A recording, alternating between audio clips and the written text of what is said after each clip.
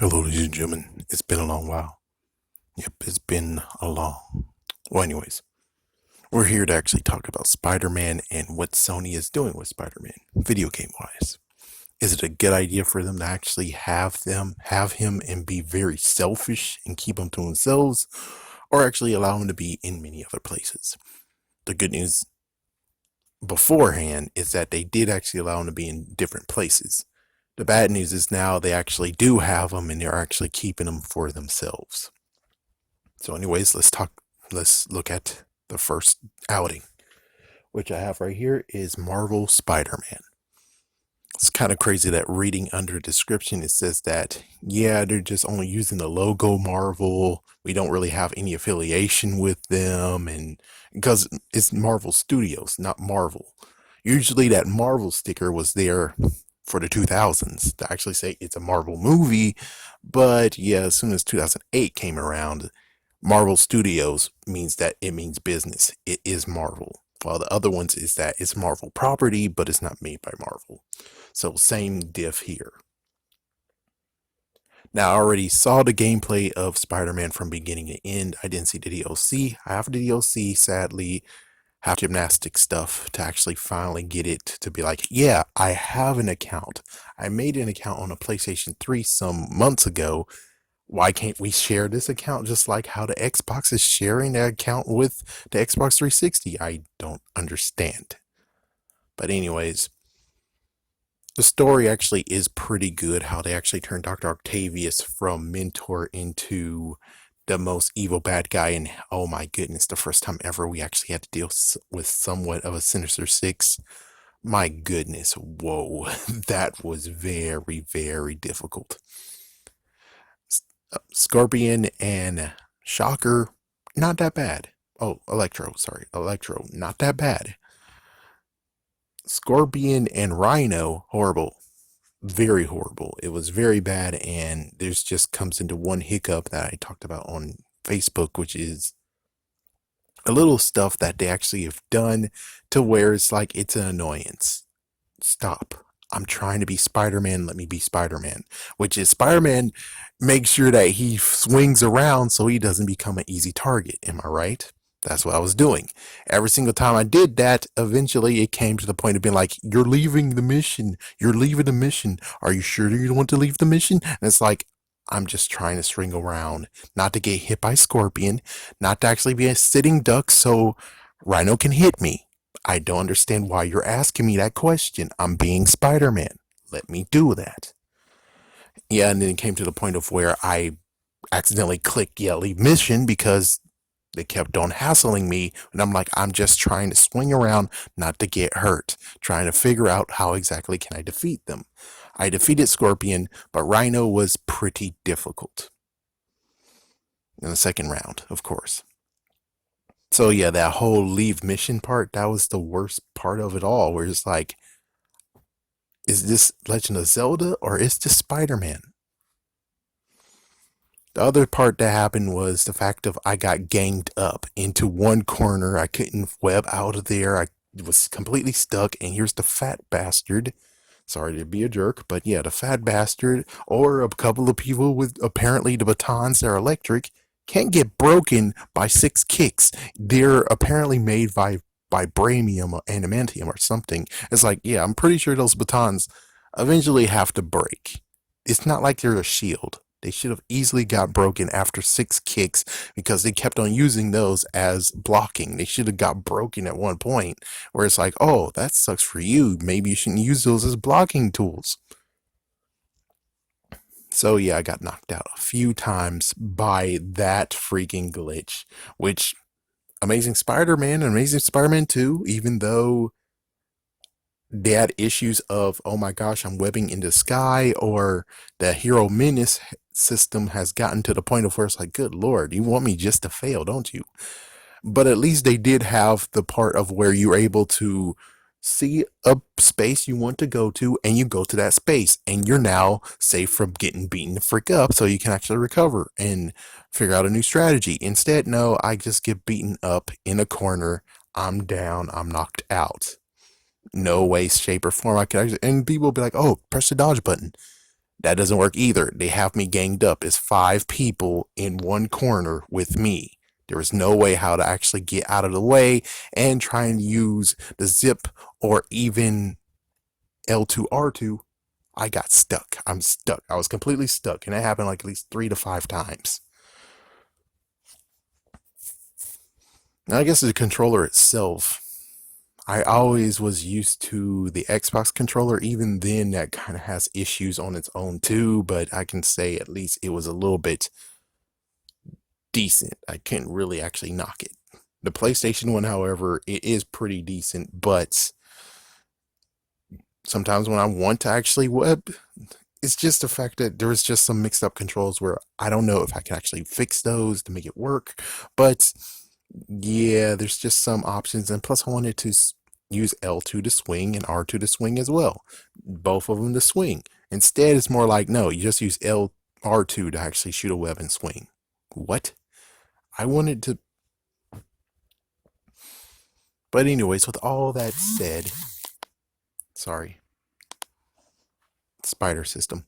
Anyways, with all that said, I will have to say that it was a decent attempt. It's a decent game. It's just that to not actually have a choice of being like, I want to play it on Xbox, or I guess it would be on Switch. It wouldn't be on the Wii U, which I would be fine for it to be on the Wii U. I would be kind of fine with it, but I'm pretty sure in that case, no, it was the Switch. The Switch has been out, so it would be the Switch, but still Pro Controller, so that would work out fine.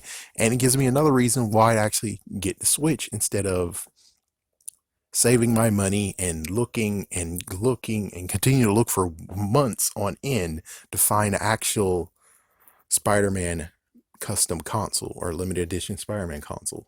Because that's the only reason why I have the PlayStation 4 in the first place, is because of Spider-Man. Without that, I'm like, I think I'm done with PlayStation completely. I'm fine with the first 3, and I don't think PlayStation 4 can do anything to give me something. Oh, Spider-Man. So with all that embargo of Spider-Man, it's good, but the controls, and there's just like at least not at 5%, 2 to 5% of where it's like it's not that good. But the 95% is perfectly fine. I guess it is. Yeah, I guess it's perfectly fine. People wonder what difficulty I played it on. I played it on amazing. Yes. Because that was apparently the default. They didn't put it on normal, they put it on amazing, the hard mode, which I'm like, sure, why not? Let's do it. I'm a grown spider now. I think I can actually hold my own on this. And well, at least I made it to the end. That's the good news. I made it to the end. Jeez. Okay.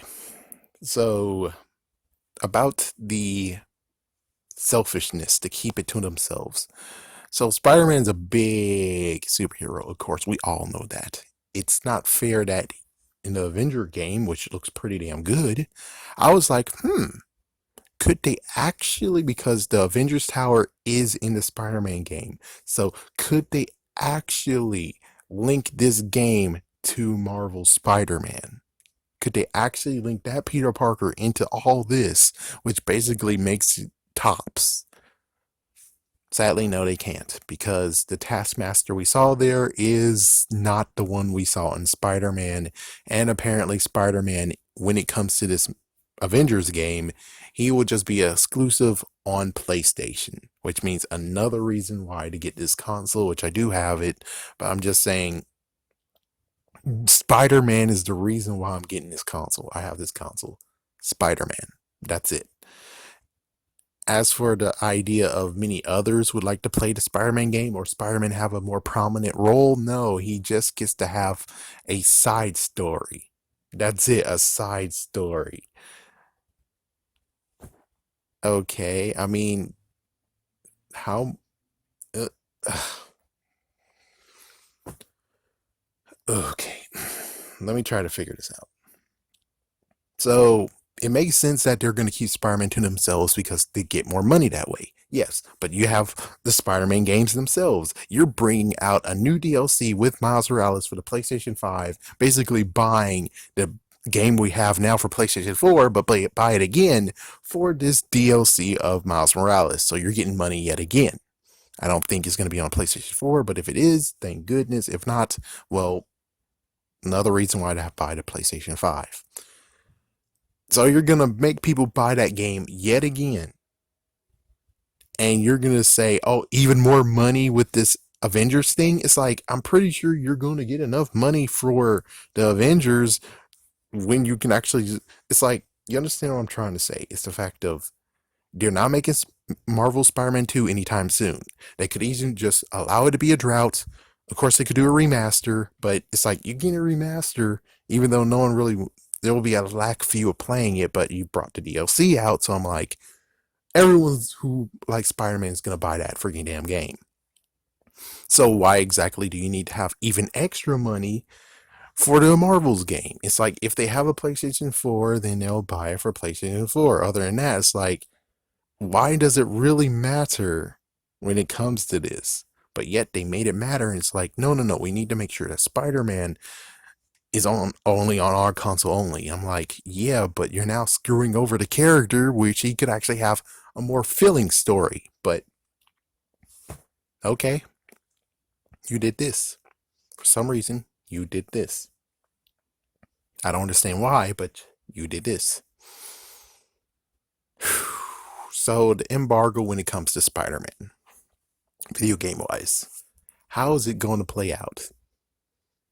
In the end, Sony is doing a, in quotation, smart move, but it's more greedy than smart, where it's like, yeah, now we're going to get more money because we're having Spider-Man over here on this console and they can't get it nowhere else.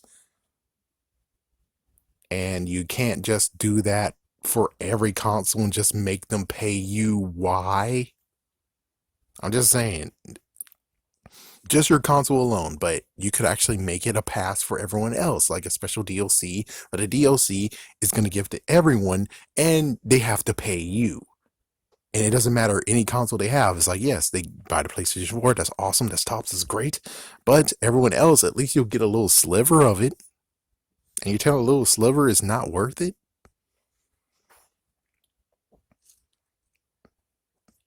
The loser here is Spider-Man because he's not going to get a more proper story. He's just going to get a side story. And you think that's good enough for Spider-Man? No. He doesn't deserve to have a side story. It's like, yeah, he got a game of his own, but given he's not really truly part of Avengers, not in continuity, he was a bit, but it's like, yeah, but I don't know. It's debatable. We'll just have to see how this plays out.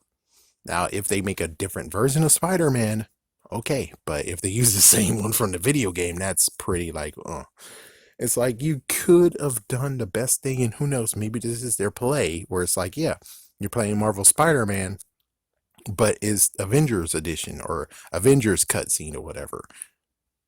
That's kind of cool, but I wish all the heroes are able to be used without any freaking damn issues. Universal's not being a jerk right now. Sadly, they still have Hulk, which is horrible, but at least he's still allowing to be used. You, on the other hand, what the hell? It's like, yeah, look at Hulk. Oh my gosh, I saw the gameplay. When it comes to Incredible Hulk Ultimate Destruction, it's looking over and saying, so cousin. It's like, seriously, it's good. It's very, very good. While Spider-Man, on the other hand, is it the same company doing the Spider-Man DLC? I don't know. All I can tell you is that you might be lucky if you have a PlayStation 4, you buy the PlayStation 4 version, but as for PC and everyone else, they're not going to get it. And it's like, I don't see what exactly is the benefit. Because you can, I mean, yes, I can see the benefit of you being greedy, but you have other games that you're going to do good with. Why in the world you're doing this one certain thing? You already have this PlayStation 5 copy of Marvel Spider-Man.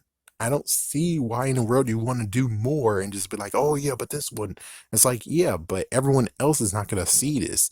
And considering your greediness, and I'm shocked that you're not just like, oh, well, we're gonna make sure it's DLC, but we'll make a DLC for everyone. But as for PlayStation 4, they get extra little additives. But Spider-Man story is able to be seen for everyone. It's just that you have to pay Sony for it, which I think is it's supposed to freak up. But hey, at least we everyone gets it. But they're greedy, man. That's the sad part is that they're greedy. And there's really nothing we can do about it. Nothing we can do about it at all. It's just sad that when it comes to PlayStation, I'm actually at the end. Even when it comes to Xbox One, Xbox, I'm at the end. It's like there's really nothing, no reason why I really want to get these systems, not unless it's discounted. Which I got one for discounted, the other one I had to work hard to find. But at least the good news is that I didn't have to pay $500 for it. I paid $100 less. But still, though, this whole greediness for Spider-Man is kind of messed up. We do have to admit that. Now, going out. What do you guys think about this? Peace.